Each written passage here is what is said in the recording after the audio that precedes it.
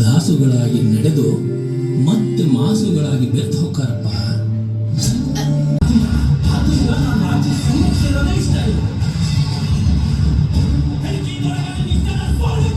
ಅಂತ ನಮ್ದು ಜವಳಿಗೆರೆ ಹತ್ರ ತಾತಪ್ಪ ಕ್ಯಾಂಪ್ ಅಂತ, ರಾಘವ ಗೌಡಪ್ಪ ಅಂತ ನನ್ನ ಹೆಸರು.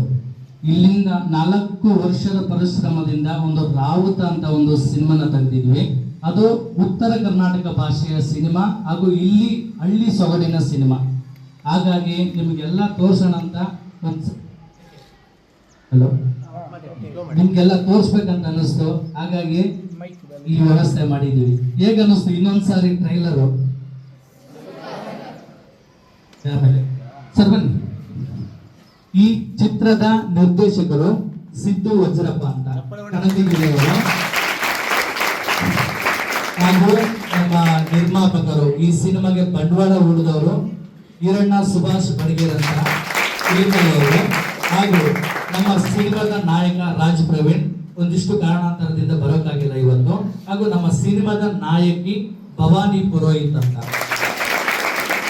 ಹಾಗೂ ನನ್ನ ಸಪೋರ್ಟಿಂಗ್ ಈ ಸಿನಿಮಾಗೆ ಸಪೋರ್ಟಿಂಗ್ ರೋಲ್ ಆಗಿ ಮಾರೇಶ್ ಅಂತ ಇವರು ಕನಕಗಿರಿಯವರು, ಹಾಗೂ ನರಸಿಂಹಮೂರ್ತಿ ಅಂತ ಅವರು ಹೀರೋಯಿನ್ ತಂದೆ ಪಾತ್ರ ಮಾಡಿದ್ದಾರೆ ಈ ಸಿನಿಮಾದಲ್ಲಿ, ಮುಖ್ಯ ಪಾತ್ರ.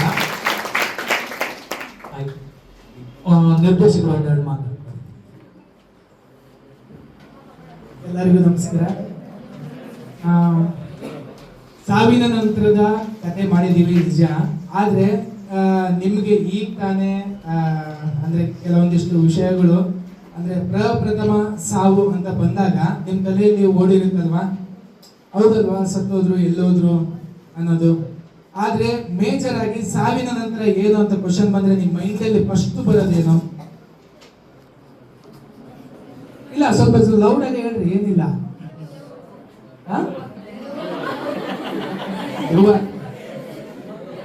ಹಾಗಾದ್ರೆ ಸತ್ತ ಮೇಲೆ ಆತ್ಮ ದೆವ್ವ ಆಗೋದಾದ್ರೆ ಈಗ ನೀನು ಓಡಾಡೋ ದೆವ್ವ ಅಲ್ವಾ? ಅದೇನಿಲ್ಲ, ಅದು ಎಸ್ಪೆಷಲಿ ಅದೊಂಥರ ಭ್ರಮೆ. ಎಸ್ಪೆಷಲಿ ಅದು ನೆಗೆಟಿವ್ ಮತ್ತು ಪಾಸಿಟಿವ್ ಎರಡೂ ಇರುತ್ತೆ ಪ್ರಕೃತಿಲಿ.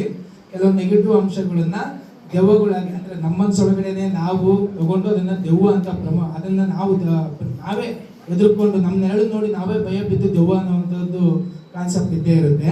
ಆಮೇಲೆ ಮುಸ್ಲಿಂ ಅಕ್ಕ ತಂಗಿಯರಿದ್ದೀರಾ, ನಿಮಗೂ ಸಾವಿನ ನಂತರ ನಿಮ್ಮ ಕುರಾನ್ ಎಲ್ಲಿಗೆ ಏನಂತ ಹೇಳುತ್ತೆ? ಗೊತ್ತಿಲ್ವಾ? ಖಂಡಿತ ಗೊತ್ತಿಲ್ವಾ?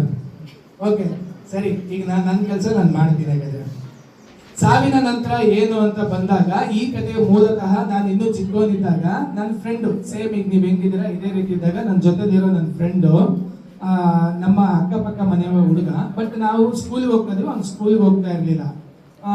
ಬಟ್ ನಮ್ಮನ್ನ ಕಾಯ್ತಾನೆ ಇರ್ತ. ನಾನು ಸ್ಕೂಲಿಂದ ಆಚೆ ಬಂದೆ ಅಂದ್ರೆ ಅವ್ನು ನನ್ನನ್ನು ಕಾಯ್ಕೊಂಡಿರ್ತಿದ್ದ. ಒಂದಿನ ಏನೋ ಹಾಗೆ ಅವನ ಆರೋಗ್ಯದಲ್ಲಿ ಏರುಪೇರಾಗಿ ಸತ್ತೋದ. ಅವತ್ತಿನ ದಿನ ಉಟ್ಕೊಳ್ತು ನನ್ನ ಮೈಂಡಲ್ಲಿ. ಅಂದ್ರೆ ಅವನು ಸತ್ತಿದ್ದಾನೆ, ಅವ್ನು ಮಣ್ಣು ಮಾಡಿದಾರೆ, ಎಲ್ಲ ಆಗಿದೆ. ಅದಾದ್ಮೇಲೆ ಅವತ್ತು ನಮ್ಮ ತಲೆಯಲ್ಲಿ ಬಂದಿದ್ದು ಒಂದೇ ವಿಚಾರ, ಇಲ್ಲ ಅವನು ಇಲ್ಲೇ ಎಲ್ಲೋ ಹೋಗಿರ್ಬೋದಲ್ವಾ, ಊರಿಗೆ ಹೋಗಿರ್ಬೋದಲ್ವಾ ಅಂತ ಅನ್ಕೊಂಡ್ವಿ. ಅವತ್ತಿನ ದಿನ ಅವತ್ತು ನನ್ನ ತಲೆಯಲ್ಲಿ ಫಸ್ಟ್ ಸಾವು ಬಗ್ಗೆ ನನಗೆ ಪ್ರಪ್ರಥಮ ಬಾರಿಗೆ ನನಗೆ ಅನುಭವ ಆಯಿತು. ಆ ಅನುಭವ ಎಲ್ಲಿವರೆಗೂ ತಗೊಂಬಂತಂದ್ರೆ ಈ ಸಿನಿಮಾ ಮಾಡೋವರೆಗೂ ತಗೊಂಬಂತು. ಬಟ್ ಅದಕ್ಕೆ ಒಂದಿಷ್ಟು ಕ್ಲಾರಿಫಿಕೇಶನ್ ಅನ್ನೋದು ನಿಮಗೆ ಭಗವದ್ಗೀತೆಯಲ್ಲಿ ಪ್ಲಸ್ ಗರುಡ ಪುರಾಣದಲ್ಲಿ, ಆಮೇಲೆ ಇನ್ನೊಂದಿಷ್ಟು ಯಕ್ಷ ಪ್ರಶ್ನೆಯಲ್ಲಿ ಒಂದಿಷ್ಟು ವಿಚಾರಗಳು ತಿಳಿತವೆ.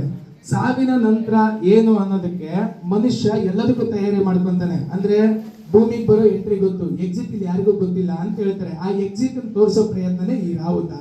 ಆದ್ರೆ ಯಕ್ಷ ಪ್ರಶ್ನೆ ಒಳಗಡೆ ಒಂದು ಮಾತಿದೆ, ಸಾವಿಗೆ ಯಾರು ತಯಾರಿ ಮಾಡ್ಕೊಳ್ಳೋದಿಲ್ಲ, ಪ್ರತಿಯೊಂದಕ್ಕೂ ತಯಾರಿ ಮಾಡ್ಕೊಂತಾರೆ. ಅಂದ್ರೆ ಹುಟ್ಟಿದ ತಕ್ಷಣ ಮಗುಗೆ ನಾಮಕರಣಕ್ಕೆ ತಯಾರಿ ಮಾಡ್ಕೊಂತಾರೆ, ಪ್ರತಿಯೊಂದಕ್ಕೂ. ಅಂದ್ರೆ ನಾನು ರಿಚ್ ಆಗ್ಬೇಕು, ಅಥವಾ ನಾನು ಇನ್ನೇನೋ ಆಗ್ಬೇಕು, ಅಥವಾ ಬಡವ ಇದ್ರೆ ರಿಚ್ ಇದ್ರೆ ಇನ್ನು ಬಿಲಿಯನಿಯರು, ಇನ್ನೇನೋ ಹಲವಾರು ಎಲ್ಲದಕ್ಕೂ ತಯಾರಿ ಮಾಡ್ಕೊಂತಾರೆ. ಆದ್ರೆ ಅವ್ರ ಮೈಂಡ್ ಒಳಗಡೆ ಹೇಗೆ ಅಂದ್ರೆ ತಾವು ಚಿರಂಜೀವಿ, ಅಂದ್ರೆ ಚಿರಂಜೀವಿ ಅಂದ್ರೆ ಗೊತ್ತಲ್ಲ, ಸಾವೇ ಇಲ್ದಿರೋ ರೀತಿ ಬದುಕ್ತಾ ಇರ್ತಾರೆ. ಎಲ್ಲದಕ್ಕೂ ತಯಾರಿ ಮಾಡ್ಕೊಳ್ಳೋನು ಅಂತಿಮ ಕೊನೆ ಘಟ್ಟಕ್ಕೆ ಯಾರು ತಯಾರಿ ಮಾಡ್ಕೊಳ್ಳೋದೇ ಇಲ್ಲ. ಸಾವಿನ ನಂತರ ಏನು ಅನ್ನೋದ್ರ ಬಗ್ಗೆ ಸ್ವಲ್ಪ ಅರಿವಿರಲ್ಲ. ಆ ಅರಿವು ಅಂದ್ರೆ ಯಕ್ಷ ಪ್ರಶ್ನದೊಳಗಡೆ ಧರ್ಮರಾಯ ಹೇಳೋದು ಅದನ್ನೇ, ಅಂದ್ರೆ ಮನುಷ್ಯ ಪ್ರತಿ ಸರಿನೂ ಸಾವಿನ ಬಗ್ಗೆ ತಾತ್ಸರ ಮನೋಭಾವ ಹೊಂದಿರ್ತಾನೆ ಮತ್ತು ಭಯ ಹೊಂದಿರ್ತಾನೆ ಅಂತ. ನಿಜ ಹೇಳ್ಬೇಕಂದ್ರೆ ಅದು ಭಯನೂ ಅಲ್ಲ, ತಾತ್ಸರ ಮನೋಭಾವ ಹೊಂದಿದ್ರು ಕೂಡ ಅದು ನಿಮ್ಮನ್ನು ಬಿಡೋದು ಇಲ್ಲ ಅಂತ ಒಂದು ವಿಚಾರನ ನಾವು ಇಲ್ಲಿ ಹೇಳಕ್ ಇಷ್ಟಪಡ್ತಾ ಇದ್ದೀವಿ. ಇಷ್ಟು ಸಾರಾಂಶ ನನ್ನ ಸಿನಿಮಾದ ಕತೆ. ಆದರೆ ಇನ್ನೊಂದು ನಾನು ನಿಮ್ಮನ್ನ ನೇರವಾಗಿ ಒಂದಿಷ್ಟು ನಿಮ್ಮ ಎದೆಗಾಳಕ್ಕೆ ಹೇಳಬೇಕಾಗಿರೋದು ಏನು ಅಂದ್ರೆ, ಬೆಂಗಳೂರು ಕಡೆ ಮಾತ್ರ ಕಂಟೆಂಟ್ ಸಿನಿಮಾಗಳನ್ನ ಗೆಲ್ಲಿಸ್ತಾ ಇದ್ದಾರೆ. ನಿಮ್ಮ ಉತ್ತರ ಕರ್ನಾಟಕ ಕಡೆ ಬರೀ ಬಡಿ ಚಿತ್ರಗಳು ಅಷ್ಟೇ ಇದ್ರೆ ಸುದೀಪ್ ಸರ್, ದರ್ಶನ್ ಸರ್, ಆಮೇಲೆ ಮೇಜರ್ ಆಗಿ ಎಸ್ ಅವರು, ಈ ತರದವರು ಮಾತ್ರ ಸಿನಿಮಾ ಗೆಲ್ಲಿಸ್ತಾರೆ. ಅಂದ್ರೆ ಕಂಟೆಂಟ್ ಸಿನಿಮಾಗಳನ್ನ ನೋಡೋದಿಲ್ಲ ಅನ್ನೋದೊಂದು ವದಂತಿ ಇದೆ. ಅಂದ್ರೆ ಕೇವಲ ಬಡಿ ಚಿತ್ರಗಳನ್ನ ಮಾತ್ರ ನೋಡ್ತಾರೆ, ಅವ್ರಿಗೆ ಅಷ್ಟೇ ಸಾಕು ಅನ್ನೋದು ನಮ್ಮ ಕಡೆ ನಮ್ಮನ್ನ ಅದೇ ರೀತಿಯಿಂದ ಟ್ರೀಟ್ ಮಾಡ್ತಾರೆ. ಆ ತರದ ಸಿನಿಮಾಗಳು ಮಾತ್ರ ಈ ಕಡೆ ಡಿಸ್ಟ್ರಿಬ್ಯೂಟ್ ಮಾಡ್ತಾರೆ. ಬ್ಲಿಂಕ್ ಸಿನಿಮಾ ನೋಡಿದ್ರೆ ಯಾರಾದ್ರೂ ನೋಡಿಲ್ವಾ? ಶಾಕಾಹಾರಿ ನಿಜ ಹೇಳ್ಬೇಕಂದ್ರೆ ಅದೆಲ್ಲ ಚೆನ್ನಾಗಿ ಹೊಡಿದಾವೆ ಸಿನಿಮಾಗಳು. ಆ ತರ ಸಿನಿಮಾಗಳು ಪಾಪ ನಿಮಗೆ ಬಂದು ಮನ ಮುಟ್ಟೋದೇ ಇಲ್ಲ. ಕಾರಣ ಇಷ್ಟೇನೆ, ಅಲ್ಲಿ ಸಿನಿಮಾಗಳಲ್ಲಿ ಕಂಟೆಂಟ್ ಇರುತ್ತೆ. ಆ ಕಂಟೆಂಟ್ ಅಂದ್ರೆ ಸಿನಿಮಾ ಅಂದ್ರೆ ಕೇವಲ ಎಂಟರ್ಟೈನ್ಮೆಂಟ್ ಅಲ್ಲ. ಯಾವುದೋ ಒಂದು CG ಅಲ್ಲಿ ಹೊಡೆದ ತಕ್ಷಣ 4 ಜನ ಬೀಳ್ತಾರೆ, ಒಂದೇ ಅದು ಬೇಕು.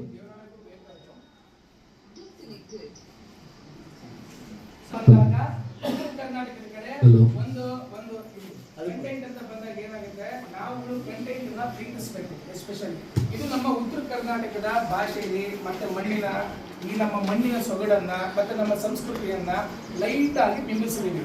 ಅದನ್ನ ಉತ್ತಮವಾಗಿ ಹೇಳಬೇಕು ಅಂದ್ರೆ ನಿಮ್ಮ ಮನ ಮುಟ್ಟೋ ತರ ಬಿಂಬಿಸಕ್ ಸಾಧ್ಯ ಆಗಿದೆ. ಆದ್ರೆ ಕಂಟೆಂಟ್ ಮೂವೀಸ್ ಅಂತ ಬಂದಾಗ ನಾವುಗಳು ನೋಡೋದನ್ನ ಸ್ವಲ್ಪ ಕಮ್ಮಿ ಮಾಡಿದೀವಿ.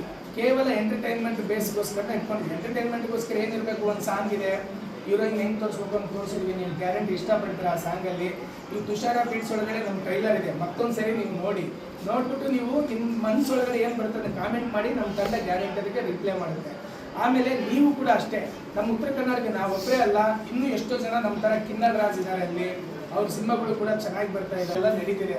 ಬಟ್ ಇತ್ತೀಚೆಗೆ ಒಂದಿಷ್ಟು ಪ್ರಯತ್ನಗಳು ನಮ್ಮ ಕನ್ನಡದಲ್ಲೂ ಕೂಡ ನಡೀತಿದೆ. ಬಟ್ ನಮ್ಮ ಉತ್ತರ ಕರ್ನಾಟಕ ಕಡೆಗೆ ಬಂದು ಇನ್ನೂ ತಲುಪಿಲ್ಲ. ಬಟ್ UK ಭಾಗ ಅಂದ್ರೆ ನಮ್ದೇನಿದೆ, ಹೈದರಾಬಾದ್ ನಿಜಾಮ ಆಡಳಿತ ಮಾಡಿದ ಈ ಕರ್ನಾಟಕ ಏನಿದೆ, ಈ ಕರ್ನಾಟಕದಲ್ಲಿ ಇನ್ನೂ ಕೆಲವೊಂದಿಷ್ಟು ವಿಚಾರಗಳು ಅಂದ್ರೆ ಸಿನಿಮಾಗಳು ಅಷ್ಟೇ ಅಲ್ಲ, ಎಷ್ಟೋ ವಿಚಾರಗಳು, ಸರ್ಕಾರದ ಎಷ್ಟೋ ಮೂಲಭೂತ ಸೌಕರ್ಯಗಳು ಕೂಡ ಬಂದು ತಲುಪಬೇಕಾಗಿದೆ. ಅದೇ ರೀತಿನೇ ಆ ನಿಟ್ಟಿನಲ್ಲೇ ನಾವು ನಮ್ಮ ಸಿನಿಮಾನ ನಿಮ್ಮ ಮನ ಮುಟ್ಸಕ್ ಬರ್ತಾ ಇದೀವಿ. ಈಗಲೂ ಹೇಳ್ತಾ ಇದೀವಿ, ಸಿನಿಮಾ ಹೇಗಿದೆ ಅಂತ ನೀವು ಒಂದು ಸರಿ ಸಿನಿಮಾ ನೋಡಿ.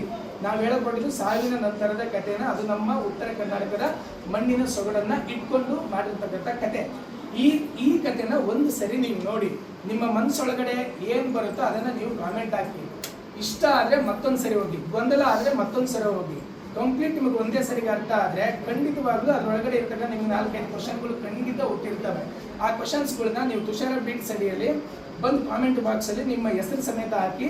ನಮ್ಮ ತಂಡ ಖಂಡಿತವಾಗ್ಲೂ ನಿಮ್ಮ ಪರ್ಸನಲ್ಸ್ ನಂಬರ್ ಕೊಟ್ಟರೆ ಅದಕ್ಕೂ ಕೂಡ ರಿಪ್ಲೈ ಮಾಡುತ್ತೆ. ಕೆಲವೊಂದು ವಿಚಾರಗಳನ್ನ ಅದಕ್ಕೆ ತಕ್ಕಂಥ ಸಿಕ್ಕಿರೋಂಥ ಡಾಕ್ಯುಮೆಂಟ್ಸ್ ಕೂಡ ನಿಮಗೆ ಕಳಿಸ್ಕೊಡ್ತೀವಿ. ಸರಿನಾ?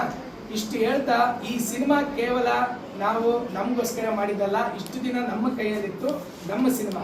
ಈಗ ಚಿತ್ರಮಂದಿರಕ್ಕೆ ಬಿಟ್ಟ ತಕ್ಷಣ ಇದು ನಿಮ್ಮ ಸಿನಿಮಾ. ದಯವಿಟ್ಟು ಜನವರಿ 31ಕ್ಕೆ ರಾವುತ ಸಿನಿಮಾ ನೋಡಿ.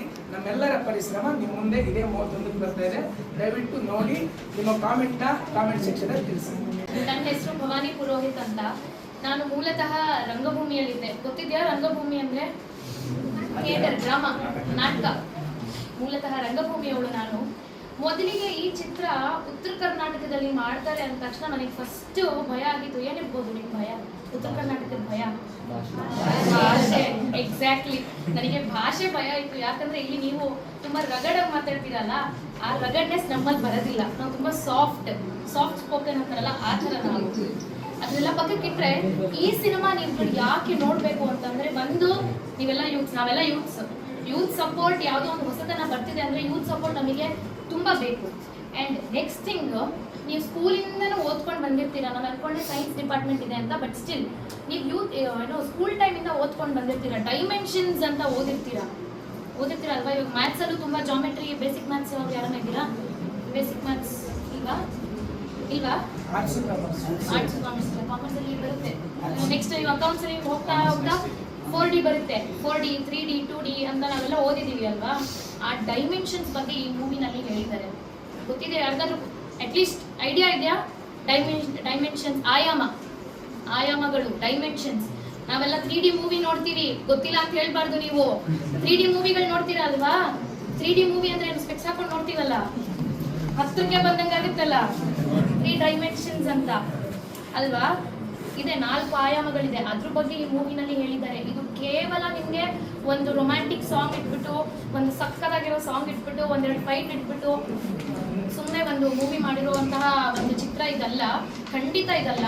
ಒಂದು ಕಂಟೆಂಟ್, ಒಂದು ಎಂಟರ್ಟೈನ್ಮೆಂಟ್ ಆದರೆ ತುಂಬಾ ವಿಷಯಗಳು ನೀವು ತಿಳ್ಕೊಳ್ಬೋದಾಗಿದೆ. ಈ ಚಿತ್ರದಿಂದ ತುಂಬಾನೇ ವಿಷಯಗಳು ನೀವು ತಿಳ್ಕೊಂತೀರಾ. ಮತ್ತೆ ಪ್ರತಿಯೊಬ್ಬರಲ್ಲೂ ಹುಟ್ಟುವಂತ ಬೇಸಿಕ್ ಕ್ವೆಶ್ಚನ್ಸ್, ಬೇಸಿಕ್ ಥಾಟ್ಸ್ ನಮ್ಮೆಲ್ಲರಲ್ಲೂ ಇರುತ್ತಲ್ವಾ. ಏನ್ ಸತ್ ಮೇಲೆ ಯಾವುದೋ ಒಂದು ಟೈಮಲ್ಲಿ, ಇವಾಗಿಲ್ಲ ಅಂದ್ರೂ ಮುಂಚೆ ಚಿಕ್ಕವರಿದ್ದಾಗ ಅಥವಾ ಬೆಳೆದಾದ್ಮೇಲೆ ನಮ್ಗೆ ಬರೋ ಕ್ವೆಶ್ಚನ್ಸ್ ಇದು. ಹೌದು, ಇವಾಗ ಬದುಕ್ತಾ ಇದ್ದೀವಿ, PUC ಓದ್ತಾ ಇದ್ದೀವಿ, ನೆಕ್ಸ್ಟ್ ಡಿಗ್ರಿ ಮಾಡ್ತೀವಿ, ಮಾಸ್ಟರ್ ಡಿಗ್ರಿ ಮಾಡ್ತೀವಿ, ಕೆಲ್ಸಕ್ಕೆ ಹೋಗ್ತೀವಿ, ಆಮೇಲೆ ಮದುವೆ ಆಗ್ತೀವಿ, ವಯಸ್ಸಾಗುತ್ತೆ, ಆಮೇಲೆ ಸಾವೇ ಅಲ್ವಾ. ಸಾವಾದ್ಮೇಲೆ ಇವಾಗ ಅವ್ರು ಯಾವುದೋ ಒಂದು ಟೈಮ್ ನಿಮ್ಗೆಲ್ಲ ಕ್ವೆಶ್ಚನ್ ರೇಸ್ ಆಗುತ್ತಲ್ವಾ. ಅದನ್ನ ನಮ್ಮ ಡೈರೆಕ್ಟರ್ಸ್ ಅವರು ಈ ಮೂವಿಯ ಮೂಲಕ ನಿಮ್ಗೆಲ್ಲರಿಗೂ ಹೇಳೋದಿಕ್ಕೆ ತುಂಬಾ ಕಷ್ಟಪಟ್ಟಿದ್ದಾರೆ. ನೋಡ್ತೀರಾ ಮೂವಿ? ಪಕ್ಕನಾ? ನಾವು ಯಾವುದೋ ಸುಮ್ಮನೆ ನಿಮ್ ತಲೆ ಹಾಳು ಮಾಡುವಂತ ಮೂವಿನೋ ಅಥವಾ ಸುಮ್ಮನೆ ಹೋಗಿ ಕ್ಲಾಸ್ ಬಂಕ್ ಮಾಡ್ಬಿಟ್ಟು ಹೋಗಿ, ಯಾಕಂದ್ರೆ ನಾನು ಕಾಲೇಜ್ ಸ್ಟೂಡೆಂಟೇ, ಸುಮ್ಮನೆ ಕಾಲೇಜ್ ಬಂಕ್ ಮಾಡಿ ಹೋಗಿ ನೋಡಿ ಅನ್ನೋ ಮೋಟಿವೇಶನ್ ಅಂತೂ ನಾವು ಕೊಡ್ತಾ ಇಲ್ಲ. ತುಂಬಾ ಸಬ್ಜೆಕ್ಟ್ ಇರುವಂತಹ ವಿಷಯ, ನಿಮಗೆ ಅರ್ಥ ಆಗ್ಬೇಕಾಗಿರುವಂತಹ ವಿಷಯಗಳನ್ನ ಈ ಮೂವಿಯಲ್ಲಿ ಇಟ್ಟಿದ್ದೀವಿ. ಖಂಡಿತ ನೋಡ್ತೀರಾ ಅಂತ ಅನ್ಕೊಂತಾ ಇದ್ದೀವಿ, ನಂಬ್ತಾ ಇದ್ದೀವಿ. ನಿಮ್ಗೆಲ್ಲರ ಸಪೋರ್ಟ್ ನಮಗೆ ತುಂಬಾ ನೆಸೆಸಿಟಿ ಇದೆ. ಯಾಕಂದ್ರೆ ಇದು ನಿಮ್ಮ ಸಿನಿಮಾ, ಉತ್ತರ ಕರ್ನಾಟಕ ಸಿನಿಮಾ ಅಂದ್ರೆ ನಿಮ್ಮ ಸಿನಿಮಾ. ನಾವೆಲ್ಲೋ ಬೆಂಗಳೂರಿಂದ ಬಂದು ನಿಮ್ಮೂರಲ್ಲಿ ಇದ್ಕೊಂಡು, ನಿಮ್ಮೂರಲ್ಲಿ ಶೂಟಿಂಗ್ ಮಾಡ್ಕೊಂಡು, ನಿಮ್ ಜೋಳದ ರೊಟ್ಟಿ ತಿನ್ಕೊಂಡು ಈ ಮೂವಿನ ಮಾಡಿದೀವಿ. ಖಂಡಿತ ನೋಡಿ. ಜನವರಿ 31ನೇ ತಾರೀಕು, ಯಾವತ್ತು? ಯಾವ್ದೇ ಶೋಗೆ ಹೋಗಿ ಮನೇಲಿ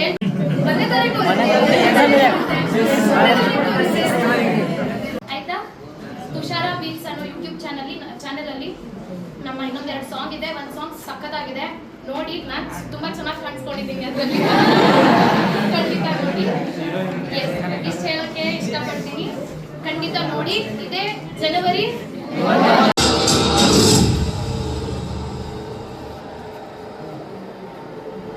ಯಂತ್ರ, ಮಂತ್ರ, ತಂತ್ರ ಈ 3 ವಿದ್ಯೆಗಳ ಮುಖಾಂತರ ಮನುಷ್ಯ ಶೂನ್ಯದಿಂದ